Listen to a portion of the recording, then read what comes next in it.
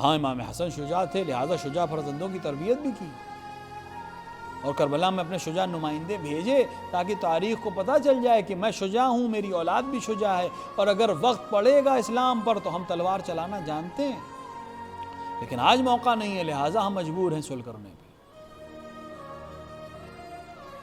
امام واپس مدینے تشریف لے آئے، مدینے میں رہ کر آپ نے تربیت شروع کی، بنی ہاشم کو اکٹھا کیا، بنی ہاشم کو تثبیت کیا، بنی ہاشم کو مضبوط کیا۔ اس تربیت کے نتیجے میں ہمیں کربلا کے افراد مل گئے۔ امام حسن اتنے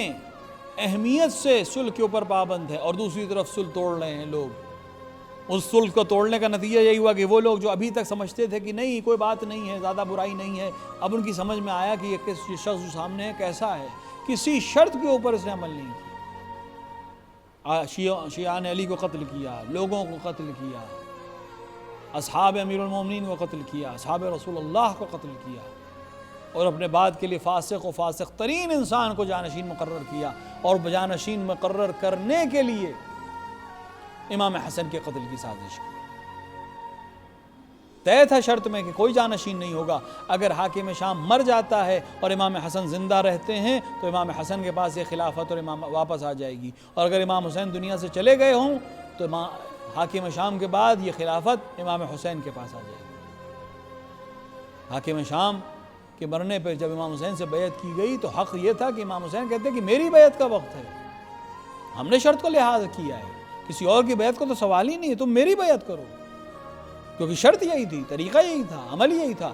امام حسن کی شرط امام حسین کی حقانیت کو ثابت کر رہی ہے کہ امام حسین سے بیعت طلب کرنا ہی غلط ہے، امام حسین کی بیعت کی جانی چاہیے، کیونکہ وہ سائن جو ہوئی تھی وہ اسی بات پر ہوئی تھی کہ اگر معاویہ کے مرنے کے بعد امام حسن زندہ رہتے ہیں تو خلافت امام حسن کے پاس آئے گی، اور اگر امام حسن اس دنیا سے جا چکے ہوں گے تو خلافت حسین ابن علی کے پاس آئے گی۔ معاویہ کے مرتے ہی حسین خلیفہ ہیں،